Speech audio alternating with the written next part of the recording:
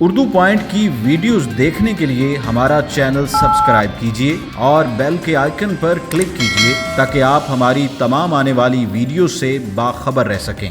Senior صحافی سلیم صافی صاحب ہمارے ساتھ موجود ہے۔ صافی صاحب، یہ جو آزادی مارچ کے شرکا ہیں، یہ جو عمران خان کا دھرنا ہے اس سے زیادہ ہیں کہ کم ہے؟ دیکھیں، میں نے تو نہ ان کی اس طرح گنتی کی تھی نہ ان کی گنتی کی تھی۔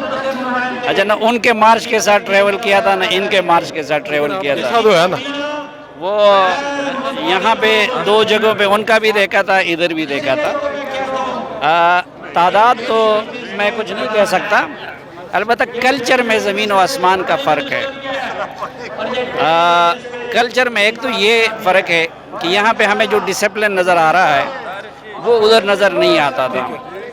دوسرا، وہاں پہ سول نافرمانی کے اعلانات ہوتے تھے، یہاں پہ ابھی تک ہم نے اس طرح کا اعلان نہیں سنا، بلکہ یہاں رات کو اسٹیبلشمنٹ کے خلاف تقریریں ہو رہی تھی۔ یہاں پہ اسٹیبلشمنٹ کے خلاف تقریریں ہوئی تھی۔ یہاں پر ہوئی ہیں، کیا ہوئی تھی مثلا؟ کہتے ہیں جی فوج ہے جو سب کچھ کروا رہی ہے، اس طرح کی تقریریں ہونی چاہیے آیا کہ اسٹیج سے؟ نہیں، وہ تو جب پرائم منسٹر کہیں گے، ان کو بیچ میں ہر چیز میں وہ کریں گے نا کہ میرے پیچھے فوج کھڑی ہے اور پیچھے، حالانکہ فوج تو پورے ملک کے پیچھے پڑی ہوتی ہے نا۔ فوج کو تو مولانا فضل الرحمان کے پیچھے بھی کھڑا ہونا چاہیے، اسفندیار کے پیچھے بھی کھڑا ہونا چاہیے، اور ان دونوں کو بھی فوج کے پیچھے۔ فوج تو سب کی فوج ہوتی ہے نا۔ احمد میر صاحب کو بھی شریک گفتگو کر لیں۔ احمد میر صاحب، ایک صحافی کی جو نظر ہے وہ بہت دور تک دیکھتی ہے، یہ کیا کوئی اندازہ کہا جا سکتا ہے کہ یہ بڑا اجتماع ہے آزاد جو دھرنا تھا پی ٹی آئی کا؟ آپ بھی ایک صحافی ہیں، آپ کی کیا نظر ہے، کتنا بڑا مجمع؟ آپ کی نظر کے سامنے میری نظر کچھ نہیں۔ اچھا، تو نظر نہیں آ رہے آپ کو لوگ کتنے ہیں؟ میں آپ سے کتنے ہیں؟ کاؤنٹ نہیں کر پا رہا لیکن کافی بڑا۔ اچھا، کاؤنٹ نہیں کر پا رہے، اس کا مطلب ہے کاؤنٹ لیس ہیں، لا تعداد یہ کہا یا آپ نے کہا؟ تو میں آپ کے رائے کی تائید کرتا ہوں کہ لا تعداد لوگ ہیں۔ کیا یہ محض اتفاق ہے کہ انصار الاسلام کے جیسے کپڑے آج آپ نے پہنے ہوئے ہیں؟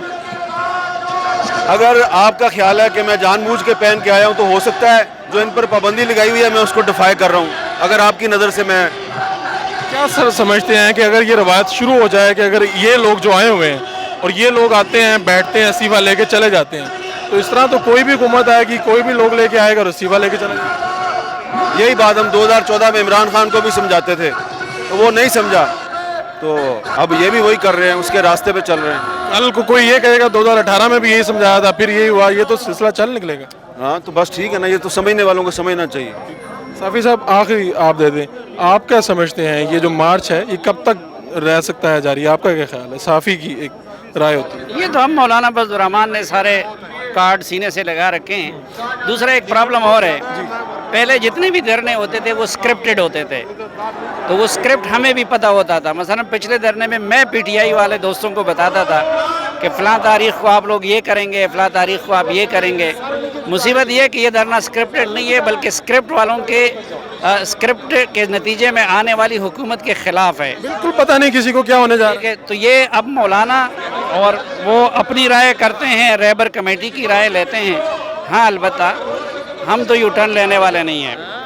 ہم تو جس طرح پہلے کہتے تھے کہ قانون شکنی کے ذریعے اور دھرنوں کے ذریعے کسی حکومت کو نہیں جانا چاہیے، آج بھی ہم کہتے ہیں کہ یہ روایت نہیں کرنی چاہیے۔ مولانا کو آپ بہت قریب سے جانتے ہیں، ان کے تیور کیا ہیں، ارادے کیا ہیں؟